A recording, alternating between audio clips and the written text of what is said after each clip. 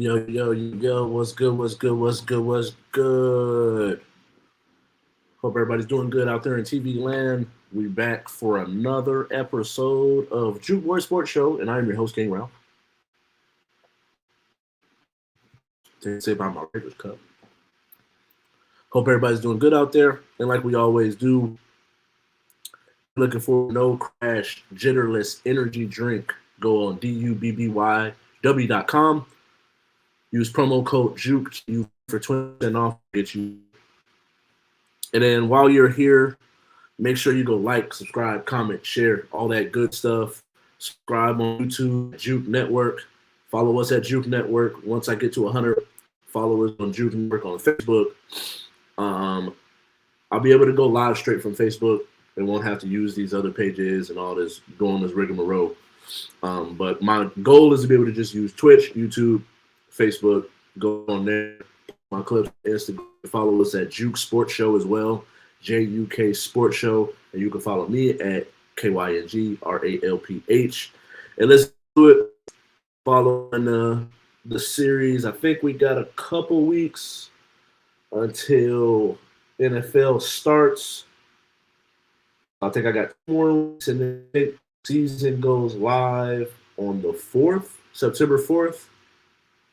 Over the next couple weeks, I'll probably end up doing some fantasy football content as well, going over who I'm picking and what's going on.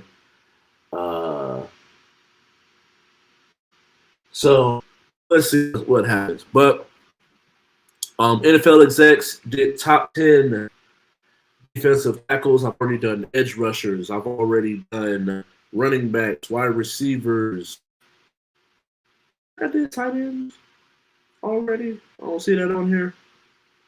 I probably got to go find it. But I feel like I did tight ends already. But this week we're doing top 10 defensive linemen. So let's get into it. So I'm going to do theirs and then give you mine. So Cameron Hayward at 10. Vita Vea at 9. DeForest Buckner at 8. Nnamdi Madubuike at 7. Leonard Williams at 6. Quinn Williams at 5. Jeffrey Simmons at 4. Jalen Carter at 3. Chris Jones at 2. Dexter Lawrence at 1. And where I think that I always preface this part where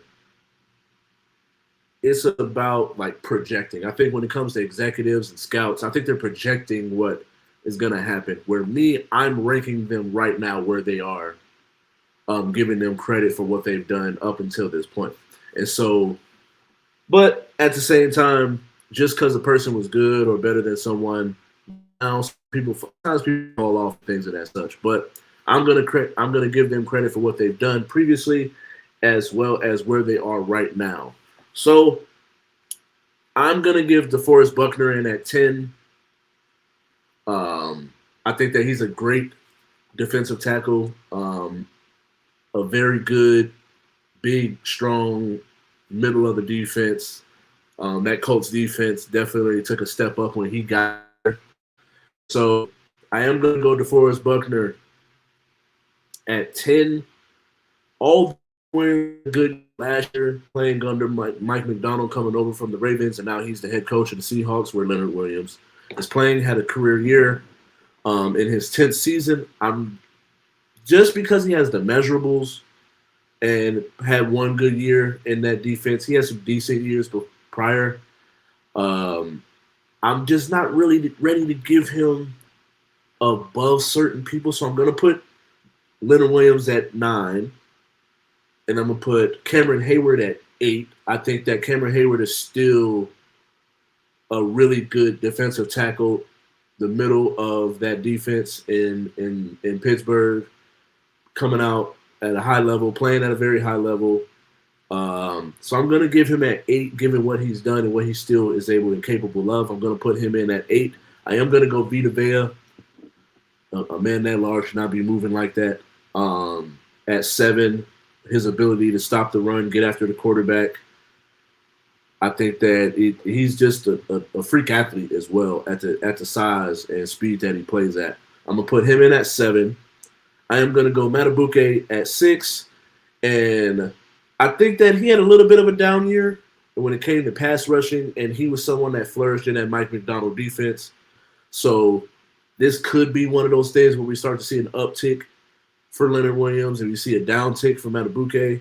But I do think with a new defensive coordinator, getting him in certain, putting him in certain spots, and getting him in those one-on-one situations, given where some of that Ravens defense and how good they are right now, especially on that front seven, I think we'll be able to free things up for him to be able to flourish going forward. And he's just been a baller over the last couple of years. So at 6, I got Matabuke. At 5, I got Jeffrey Simmons. I think that when it comes to the guys above him at this spot, I just think that they're better on both sides, pass rushing as well as being able to stop the run. So that's why I got Jeffrey Simmons in at 5. I think he's just better on one side over the other. For me, heck of a run stopper, but decent in pass rush, and had a little bit of a down year last year. So that's where I'm gonna give some more credit to some of the others. At 4, I'm gonna go Jalen Carter. I think that next year when I'm doing this list, he could very well be a top 3 defensive tackle. But right now, where they are and the experience that some of the other guys have on both being able to go get after the quarterback, stop the run, and make big plays, I think Quentin Williams, I'm just going to put him above him for right now. Jalen Carter at 4, Quentin Williams at 3. I still think I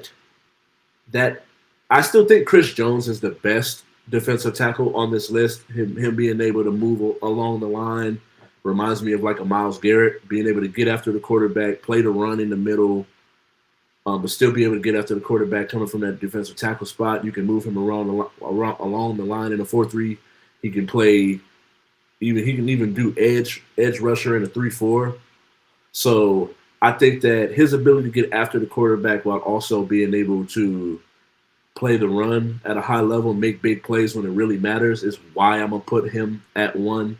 I think Dexter Lawrence is on his way there. He's definitely in his prime, and I think that gap has definitely closed between where I think that it was like Chris Jones was up here, and then 2s and 3s was down here, to where now Chris Jones is here, and then 2s and 3s and the 4s are all within that same little tier right now, or at least close to it, where I probably would put the top 3 in their own tier, and then I could see Jalen Carter being in that tier 1 of defensive tackles just off of sheer potential.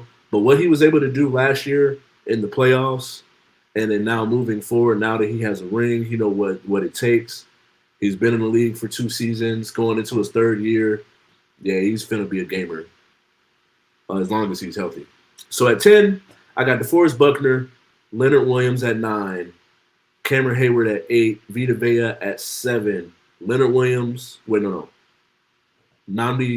Matabuke at 6, Jeffrey Simmons at 5, Jalen Carter at 4, Quentin Williams at 3, Dexter Lawrence at 2, and Chris Jones at 1. And that wraps up my 10 defensive tackles.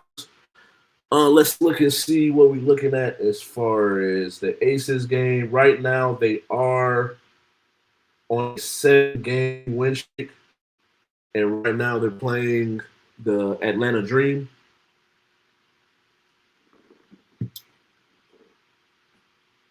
All right, let's look at some of these scores. But is this the streak that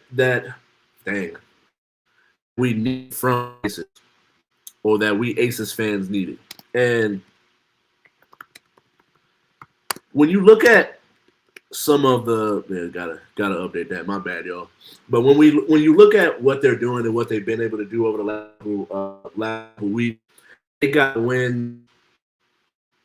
What are we looking at? We got wins over the Phoenix Mercury, New York Liberty, Seattle Storm, Valkyrie twice, and then some of the lower bottom tier teams where it's not that much. Like if I was to mention them, it wouldn't be that big a deal. But to be on a 7 game win streak right now, we're down by one, going ending the third quarter against the Atlanta Dream, who are second in the W. Playing a really good game. Asia's been on a tear, a couple 30s and 10s, and then she had a 30 and 20, 30 and 12, 30 and 15. I think that right now we're playing at the level that I thought that we could get to, and I like to see it. I think that we're playing really good basketball, getting after it on the defensive end. Jewel Lloyd is starting to pick it up, and this is what I thought that we could look like when it really truly mattered, which is why I picked us to be able to be in the WNBA finals. And so I think this is exactly what we needed, and I love to see it. I think the energy is there. The fans are in support of them, and they're moving their way up. I think they're definitely the hottest team right now, but we'll see if they'll be able to get this victory.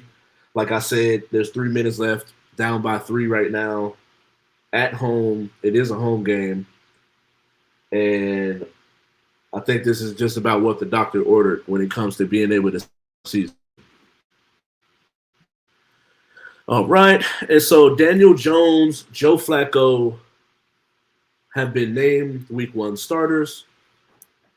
And is this a surprise? And with the Cleveland Browns, I definitely expected this. Honestly, both moves I expected. The one that kind of makes me a little weary is with Anthony Richardson. He was a project going into it. And so to be able, I think we're 3 seasons. This is his 3rd season, and we already given up on him is what it looks like. Now, this could very well be a thing where you bench him, i.e. Bryce Young, give him a little kick in the butt, make him realize that this is the big league. This is the big leagues. You're big boys. You got to put your big boy pants on and go get it done. And really work and really learn the respect of your teammates, as well as the respect of the coaches to where they can put you in positions where they trust you. And so it's a little alarming when it comes to Anthony Richardson. He was already a product, had a decent first 4 games where he was completing 60% of his passes. Last year, he played the majority of the year, had a point where he tapped himself out because he was tired. Then he was benched. So I think he played about 11 games last year, including injuries. Completed about 48% of his passes. And so you're not seeing the growth that you would like to see from him. He was supposed to be Cam Newton 2.0, Josh Allen 2.0. And so what we're looking at here is just not, it doesn't look good. And so for me to answer the question, it's a good move for either team. I think with the Browns, I'm okay with Joe Flacco being Week 1 starter because that's what I expected. Now, at this point, we need to take a look at what that depth chart looks like. Where is Gabriel? I think Dylan Gabriel had some moments where he was accurate, but also he made some decisions that in an NFL game you shouldn't. But when it comes to once the bullets is flying, real bullets, and is active out there, you cannot make some of those plays and some of those throws, and one of which ended up being a pick. I think it ended up being a pick 6 too. So when it comes to comparing him versus Shedeur, regardless of the level of competition, didn't put himself in a position to turn the ball over, where Dylan Gabriel did, throwing to an area that had 2 wide receivers in it and trying to force the ball in there where you're supposed to throw that ball away. You got to protect the football. So the Browns, right where I expected them to be, where Daniel Jones is clearly, unless he do something and show me something that I ain't seen from him, I think this is a very alarming thing given that Anthony Richardson was a top 5 pick entering his 3rd season, and it looks like they're already giving up on him to where Daniel Jones is your starter. You're paying him $14 million. Maybe you let Anthony Richardson learn and see how things work with him, learn from the sideline, maybe he needed a little kick in the butt to where hey, you can't walk in here and think that you can just play like whatever and think that you're finna be keep that starting job. And so that's what I'm kind of right there with it. Where yeah, I just think that essentially you Anthony Richardson needs it. That I think he needs another year, or you decided to give up on him. But you can use have that fourth year, that fifth year option, and see what you got from him. Maybe Daniel Jones is just a rental while we figure out our quarterback situation. Raiders come up short the 49ers, but do you believe and have the confidence in the Raiders to have a good season?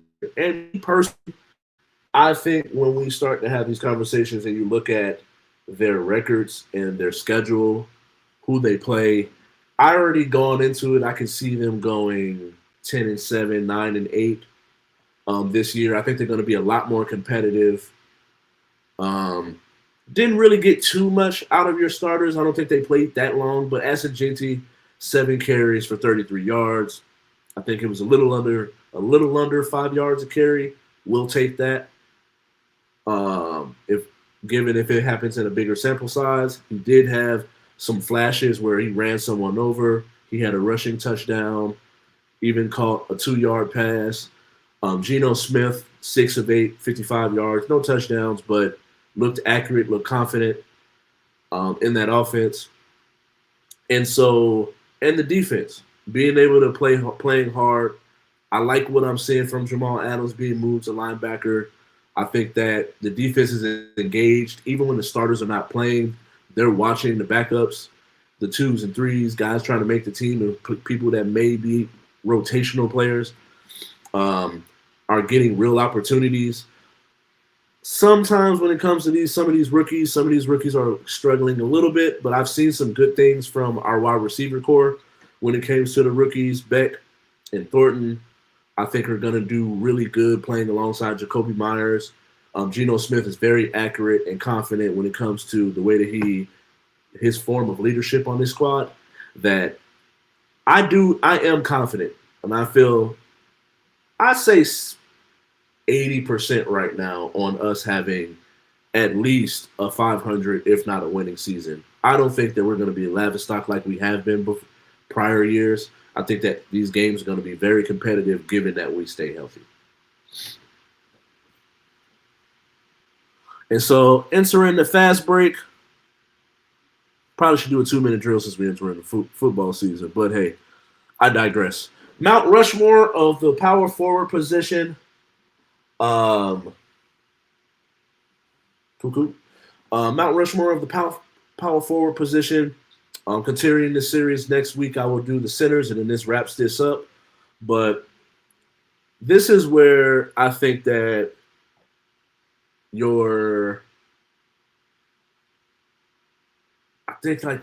like the same thing I said with the shooting guard position. And honestly, I think that pretty much every position is like, I think the top 3 are solidified, and then after that, it's like you can put anybody in that 4 spot. So off rip, say what you want about the guy, shitty person, he's a pedophile. But Karl Malone, when it came to basketball, you cannot leave him off of your Mount Rushmore when it comes to basketball. Terrible guy, shitty person, but when it came to basketball, that man was everything that you could think of when it came to leading his team and what the mark that he left on the basketball court. Like, just off rip, 25, 10, almost 6, was second in scoring all time, 14-time All-Star, 3-time All-NBA, 2-time MVP, 4-time All-Defensive Team, was on the top 75 squad. And you can't do it when it comes to his position. You can't just leave the list because he was a shitty person. When it comes to Mount Rushmore, you got to talk about the position itself and the history of it. And it's hard to make a list without Karl Malone being in that top 4. And so Duncan is on that list as well. 19 points, almost 11 rebounds a game, 3 assists, 2.2 blocks, point 0.7 steals a game. I always like to put like this, like their ultimate season is what we would call it, where you take their highest averages from every category to make their ultimate season. And this is one heck of a year where you're getting 26 points a game, 13 rebounds, 4 assists, 3 blocks, and 1 steal. Uh, um, from Tim Duncan, the big fundamental, had one of the cleanest games. Not the most flashiest game. Wasn't the most flashiest guy. Wasn't very loud, but his game was loud. 15-time All-Star, 15-time All-NBA, 15-time All-Defensive Team. One thing that surprised me, though, is that he didn't get any Defensive Player of the Year awards, which was a little surprising. He's 3-time Finals MVP, 2-time MVP, and a lot of people have him as the GOAT power forward. Me, personally, I like Kevin Garnett, where I'm going to put KG, who's in that 3 spot, on of the Mount Rushmore, but he is my GOAT power forward. 15-time All-Star, 12-time All-Defensive Team, 9-time All-NBA, 18 points a game, 10 rebounds, 4 assists, and let's find what his blocks. What did he average for blocks? 1.4 blocks a game, 1.3 steals a game. In his ultimate season, 20 points, 14 rebounds, 6 assists, blocks, and 2 steals. Where I just feel like when we start to compare the games between the two, I think that one, KG, if you swap KG and Tim Duncan, I'm not confident that Tim Duncan wins with those Timberwolves teams. But I do think that on the back end, what Tim Duncan was able to do when older, I do think you get a more polished and longevity game from Tim Duncan rather than KG. But I think at their peak, which is why when I compare people, I'm comparing people at their peak, not necessarily longevity when it comes to comparing players. So that's why KG for me, Defensive Player of the Year, 1-time MVP, and that ultimate season, I think that you can plug him into that Spurs team, and I think that they do just as well. I think that he wasn't really the type that he did anything that could jeopardize your game. Yeah, was he a little loud? Was he a little rambunctious? But I don't think that he did anything to where he was getting technicals or fouling, bonehead plays to where those Spurs teams wouldn't have been able to flourish in a way that they did with Tim Duncan. Now, do they get 5 titles? It's neither here nor there. But I do think that we will be looking at KG as a different player, and his legacy will be different if he played on that Spurs team. And so this is where we start to have this conversation. I got to pull up stats just so I can compare the two. But for me, Charles Barkley, I can't not put Charles Barkley in the conversation. All right, now if we're comparing just on averages in his era for what he did, he was 22 points, Dirk averaged 21. He was a 12 rebounds a game, Dirk averaged 8. He was 4 assists a game, Dirk averaged almost 2.5, a little less than 2.5. So if I'm estimating, that's 2 assists. Then we got 14 All-Star appearances to 11. We have 12 All-NBA teams to 11.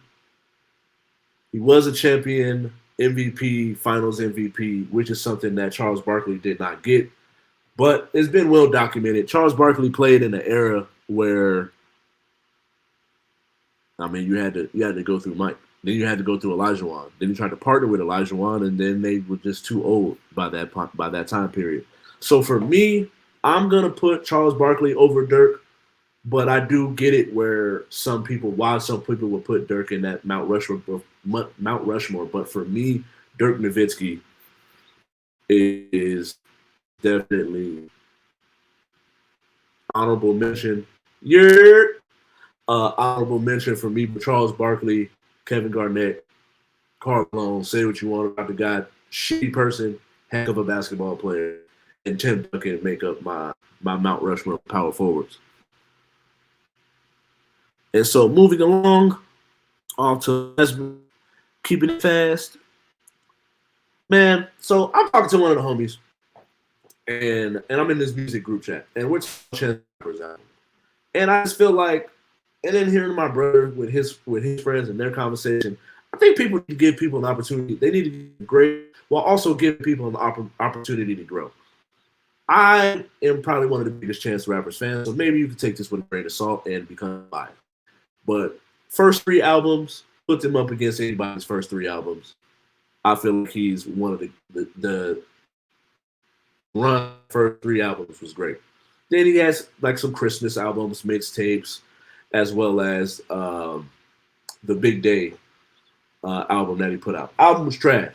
I ain't finna hold you. Not finna hold you. I know he's been on podcasts saying that he's met fans that they had lyrics from that album tattooed on their body and what it meant to them. And I get all that. But if we're just talking about the quality of music, what was the point of staying independent if you were going to do what everyone else does, is get big and go pop, which is essentially what that album is. It's a pop album. So I understand the criticism, but to just go, let's wash away the first 3 albums and we can't give him one bad album and Starline is fire. Like at the end of the day, Starline is fire. I feel like if you listen to the album and you just like good hip hop music, one, he's older, more mature, has a more mature sound. We're not finna keep getting that same drugs, acid rap, Chance the Rapper. We're just not getting that. He showed you what he was kind of leaning toward when it came to coloring book. Then it fell off the cliff a little bit. So to get back to the point, people need to give people grace and room to grow. Just because someone did something at a particular time doesn't mean that they're going to continue to keep going down that path or make that art. Like that, arts are evolving at all times. Give people some grace, y'all. And so moving along, gotta talk about this before I get up out of here. So Sha'Carri Richardson puts hands on her boyfriend. Made her statement, her apology statement already. My thing is, and I've had this conversation with women, so many women, but there's a double standard here that I just don't like. One, if it had been her boyfriend that was putting hands on her, as minimal as it was and it may look like, we would be having a different conversation. And I hate the whole idea that because someone is stronger than you, they're held to this different standard. And I always use this example. If I slap Shaq, I cannot be mad when Shaq slapped the shit out of me back. Like, why do women get an opportunity and they get this grace of not controlling their emotions, but then when they slap the person that's supposed to be bigger and stronger and faster than them, why then all of a sudden they don't get that they don't get that grace, bro? Like we don't get that grace. Like, I can't go fucking with somebody that's bigger, stronger than me and be like, they're supposed to just hold me down. Like, no, control your emotions, be an emotional, and have some emotional intelligence, and quit fucking with people that you know will whoop your ass. As a man with a daughter, yes, I'm going to defend my daughter, but in behind closed doors, there are some things that women can control to where they're not in the uncompromising positions. There are some men that no matter what the situation is, they finna beat the hell out their woman. But some situations, you're finding yourself in these situations because you're not able to control your emotions. And we're just expect a bigger, stronger person to be able to control their emotions when you weren't able to do that on the front side. And I feel like double standard is so unfair. And maybe I'm a little biased because I'm a male and I've been in some situations, but I just feel like I'm gonna keep it plain and simple, or keep it even on both sides. As a man with a daughter, I would never be cool with my daughter putting hands on nobody and then just expecting that other person to be this upstanding person and not return that violence. Keep your hands to yourself in a lot of situations will will find themselves not happening. But like I said, there are some men that it don't matter the situation, they gonna beat the shit out their woman, and it's not cool at all. But there are some situations where women find themselves antagonizing the situation, and then will try to use that. Well, he's bigger, stronger than me. He shouldn't have put his hands on me, and I feel like that's just an unfair expectation. And so I went a little bit over. I appreciate y'all. I do got up out here. Thank you all for watching. Make sure you hit that like, you hit that subscribe, comment while you're here. Even after this fact, if you're watching this after I've already recorded it, comment, say what's up. I appreciate y'all. And we're out of here. Bye.